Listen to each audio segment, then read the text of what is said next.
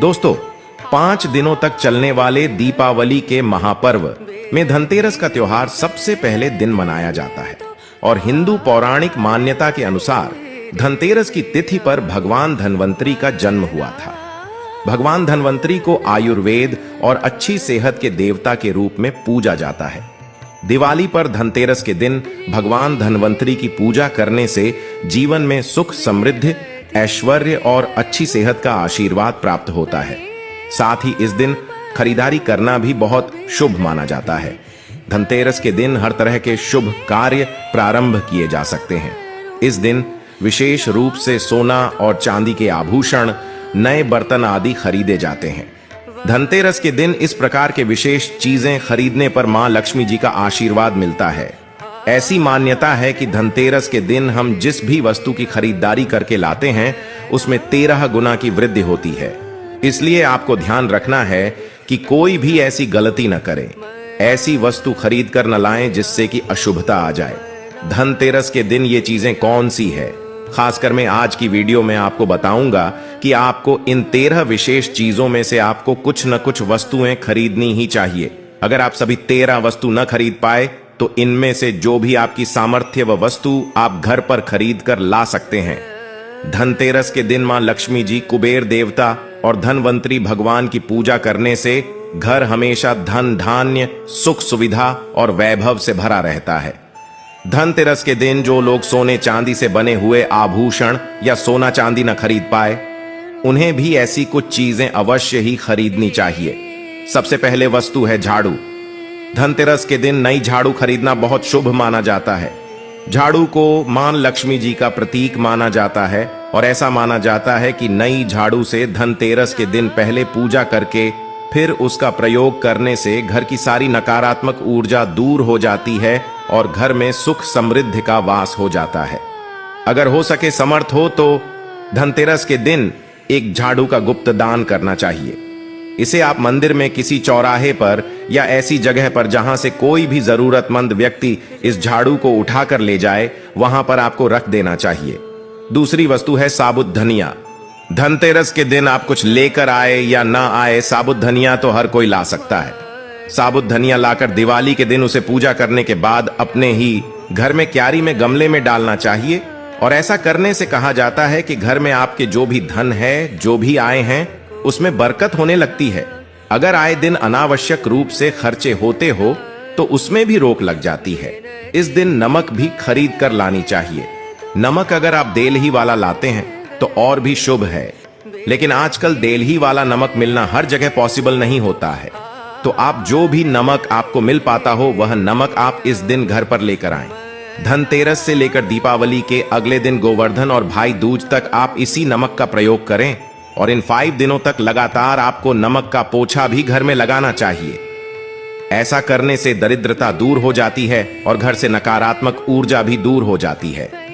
चौथी वस्तु जो आपको घर पर लानी चाहिए वह है गोमती चक्र।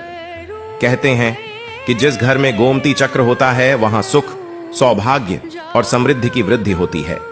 गोमती चक्र घर पर रखने से वास्तु दोष भी दूर हो जाता है और घर परिवार में किसी भी सदस्य में आत्मविश्वास की कमी हो तो धनतेरस के दिन गोमती चक्र लाकर उनके हाथ से पूजा करवाकर फिर बाद में आपको इन गोमती चक्र को अपने मंदिर में या फिर धन रखने के स्थान पर आपको रख देना चाहिए।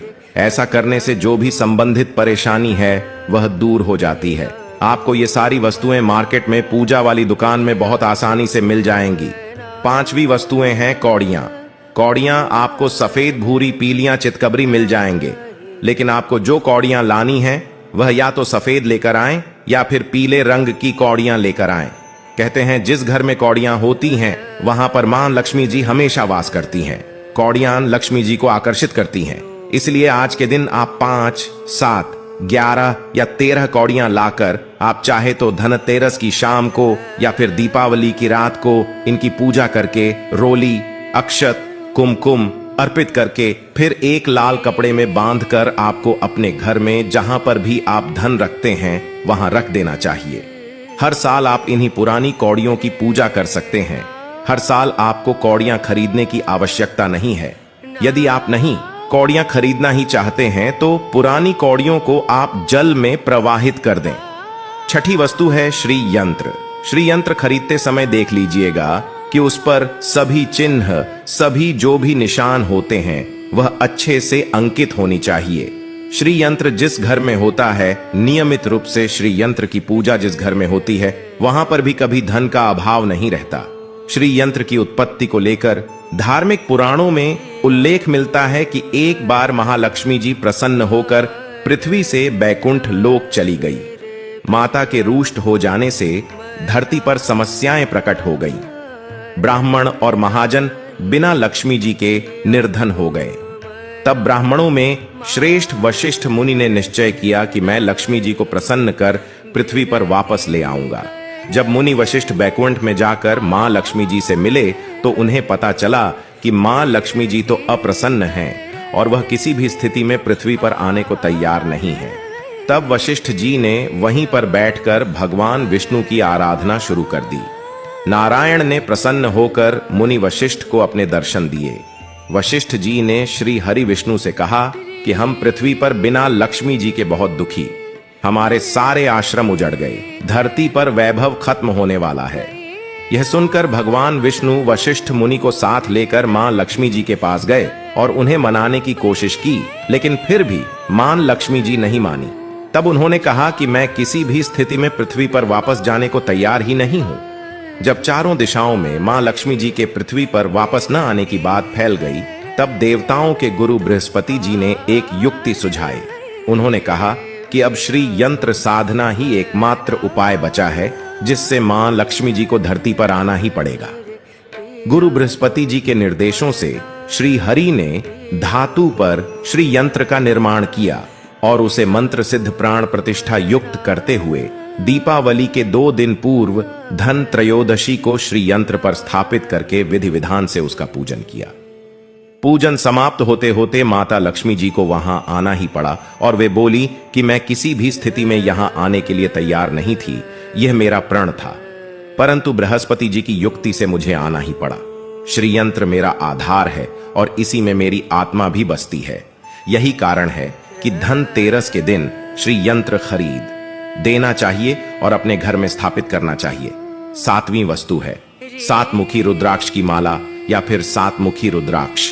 अगर आप धनतेरस के दिन 7 मुखी रुद्राक्ष को घर पर लाते हैं और फिर उसकी विधि विधान से पूजा करते हैं या भगवान शिव की पूजा में आप इस रुद्राक्ष को प्रयोग करते हैं, किसी भी मंत्र का जाप करते हैं, तो उससे भी आपके घर में कभी परेशानी नहीं आती। किसी प्रकार का कोई अकाल मृत्यु का भय नहीं रहता, क्योंकि दीपावली दीपों का त्योहार होता है और इस दिन अपने घर में अपने सामर्थ्य के अनुसार दीपक जलाए जाते हैं। धनतेरस के दिन भी दीप जलाने चाहिए। अगर आप चाहते हैं आपके घर में साक्षात मां लक्ष्मी जी का वास सदा बना रहे, पूरे वर्ष भर आपके घर में धन की कोई कमी न रहे, आपको कभी कर्ज लेने की नौबत ना आए, तो ऐसे में धनतेरस की शाम को आप 13 दीपक घर के अंदर और 13 दीपक घर के बाहर जलाएं। ऐसा करने से भी मां लक्ष्मी जी का आशीर्वाद प्राप्त होता है। और धनतेरस के दिन 8वीं जो वस्तु है वह आपको मिट्टी के दीपक जरूर खरीद कर लानी चाहिए। मिट्टी के दीपक आप अपनी सामर्थ्य के अनुसार खरीद कर ला सकते हैं। अगर हो सके तो किसी जरूरतमंद को जहां पर धन का अभाव हो, ऐसे घर में आप मिट्टी के दीपक का तेल सहित और बाती रुई सहित दान भी कर सकते हैं। 9वीं वस्तु है जो आपको खरीद कर लानी चाहिए, वो है लक्ष्मी जी और गणेश जी की मूर्ति। वैसे तो मिट्टी की मूर्ति ही घर पर लाना शुभ होता है, लेकिन यदि आप मिट्टी की मूर्ति न लाना चाहे तो धातु की मूर्ति, जैसे कि आप चांदी की, सोने की, पीतल की मूर्ति भी घर पर ला सकते हैं। अगर आपके पास पहले से ही मूर्तियां हैं तो आज जरूरी नहीं है कि हर दीपावली पर मूर्ति खरीदी। धातु की मूर्तियां हैं तो हर साल आप मूर्ति न खरीदें, लेकिन मिट्टी की मूर्ति है तो उनका विसर्जन कर आपको धनतेरस के दिन नई मूर्तियां लाकर उनकी पूजा विधि विधान से करनी चाहिए। धनतेरस के दिन खरीदी गई नई मूर्तियों की पूजा आपको दीपावली की शाम को करनी चाहिए। धनतेरस के दिन आप भगवान गणेश और माता लक्ष्मी जी की जो मूर्ति खरीदी, वह खरीदते समय यह ध्यान रखें कि दोनों मूर्ति अलग अलग होनी चाहिए और दोनों ही मूर्ति में भगवान गणेश और लक्ष्मी जी बैठी हुई मुद्रा में हों। खड़ी हुई मुद्रा में लाई गई जो मूर्तियां होती हैं वह उग्र स्वभाव की और चंचल मानी जाती हैं। अगर आप खड़ी मुद्रा वाली मूर्तियां लेकर आते हैं तो ऐसे में धन का भाव आपके घर में लगातार बना रह सकता है, और आपको ध्यान रखना है कि जो मूर्ति आप लेकर आए वह कहीं से भी खंडित ना हो, टूटी भी ना हो। गणेश की प्रतिमा खरीदते समय ध्यान रखें कि उनकी जो सूंड है वह बाईं तरफ मुड़ी हुई हो और उनका वाहन मूषक भी उस मूर्ति में जरूर बना हो, और भगवान गणेश के हाथ में लड्डू या मोदक भी होना चाहिए, और लक्ष्मी जी की जो मूर्ति है वह कमल के फूल पर विराजित होनी चाहिए और उनके हाथ में सिक्के हो या फिर सिक्के गिरने वाली अवस्था में हो। ऐसी मूर्तियां घर पर लाना बहुत शुभ होता है। बहुत से लोग आज के दिन उल्लू पर विराजमान मूर्ति या फिर तस्वीर घर पर लेकर आते हैं, लेकिन आपको हाथी या फिर कमल के फूल पर विराजमान लक्ष्मी जी की मूर्ति या तस्वीर ही घर पर लानी चाहिए। कभी भी प्लास्टिक ऑन ऑफ पेरिस, जिसे पीओपी कहते हैं, प्लास्टिक की मूर्तियां इस दिन नहीं खरीदनी चाहिए और न ही पूजा में उनका प्रयोग करना चाहिए। आप केवल मिट्टी की या फिर धातु की मूर्ति ही लेकर आएं। अष्टधातु की मूर्ति भी आप ला सकते हैं। धनतेरस के दिन आपको जो 10वीं वस्तु खरीदनी चाहिए वह है कुबेर यंत्र। कुबेर यंत्र जिस घर में होता है वहां पर धन के देवता कुबेर का वास होता है। साथ ही मां लक्ष्मी जी भी वहां पर वास करती हैं। आपको उत्तर दिशा में ही धन कुबेर यंत्र की स्थापना करनी चाहिए। इस दिशा का सही निर्माण परिवार में समृद्धि और खुशियों को लेकर आता है। साथ ही अगर आपके घर में किसी तरह का कोई वास्तु दोष है तो वह दोष भी दूर हो जाएगा और व्यापार में, आपके कारोबार में खूब बरकत भी होगी। कई बार लोग खूब मेहनत करने के बाद भी उतना धन नहीं कमा पाते जितनी आप मेहनत करते हैं, और मेहनत करने के बाद भी आपके धन की तिजोरी खाली ही रहती है। तो उसे पूरा साल भरा रखने के लिए आपको धनतेरस के दिन और दिवाली के दिन कुबेर यंत्र की विधि विधान से पूजा भी करनी चाहिए। बेट देवता के मंत्र ओम यक्षराज आय विद्महे विष्णु बनाए धीमहि तन्नो कुबेर आय प्रचोदयात का कम से कम एक माला या एक बार जाप करना चाहिए। 11वीं वस्तु है सोने चांदी के आभूषण या फिर सिक्का। अपनी सामर्थ्य के अनुसार आपको आज के दिन सोने चांदी के आभूषण या फिर कोई भी चांदी का सिक्का खरीदना चाहिए और उसकी भी पूजा आपको करनी चाहिए। यदि आपकी सामर्थ्य न हो तो आप सोने चांदी के आभूषण की बजाय मिट्टी के बर्तन या एक चम्मच भी आज के दिन यदि खरीद कर घर लाते हैं तो उससे भी आपके घर में पूरे साल खूब बरकत होती है। सब जानते हैं कि धनतेरस के दिन नई बर्तनों की खरीदारी की जाती है, लेकिन नए बर्तनों में भी आपको यह ध्यान रखना है कि आज के दिन यदि आप पीतल के बर्तन खरीद कर लाते हैं तो वह ज्यादा शुभ होते हैं। आप पुरानी टूटी पर बर्तनों को बदल कर भी नहीं, बर्तन घर पर खरीद कर ला सकते हैं। जिसकी यदि सामर्थ्य बर्तन खरीदने की ना हो तो उन्हें आज के दिन केवल पूजा से संबंधित जो भी सामग्री है वह खरीद कर घर आने चाहिए।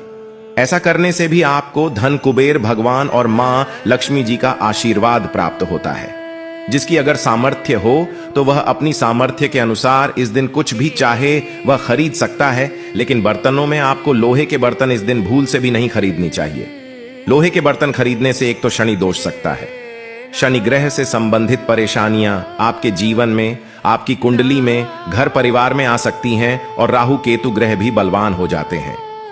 13वीं वस्तु है पूजा का सामान और धार्मिक पुस्तकें। अगर आप अब तक बताई गई सभी 12 वस्तुएं खरीदने में असमर्थ है तो आज के दिन यदि आप अपने घर में पूजा से संबंधित कोई भी वस्तु खरीद कर लाते हैं, जैसे कि मिट्टी के दिए वगैरह कुछ भी लेकर आते हैं, तो उससे भी आपको धनतेरस के दिन की गई पूजा का पुण्य अवश्य ही प्राप्त होता है। अगर आपको पूजा से संबंधित कुछ सामान लाना है, जैसे कि रोली, अक्षत, कुमकुम, कलावा या फिर कोई भी सामान, लौंग, इलायची, पान, सुपारी, बताशा, तो वह भी आप इस दिन खरीद कर ला सकते हैं।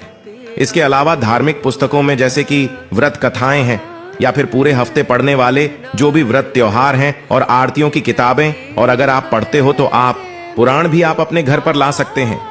और पुराण घर पर लाने के बाद जब भी आपको समय हो तो खुद ही पढ़ना चाहिए और दूसरों को भी पढ़कर सुनाना चाहिए। ये सारी वस्तुएं यदि आप इनमें से कुछ भी ऐसा भी वस्तु की खरीद कर लाते हैं तो उसे कहा जाता है कि आपके घर में पूरे वर्ष मां लक्ष्मी जी की कृपा बनी रहती है। घर में कभी भी आपको कर्ज लेने की स्थिति नहीं आएगी। आप जितना भी कमाएंगे उसमें आपको 13 गुना की वृद्धि मिलेगी। और हां, वीडियो को ज्यादा से ज्यादा शेयर करें। आपके एक शेयर किसी के जीवन में खुशहाली ला सकता है। धन्यवाद।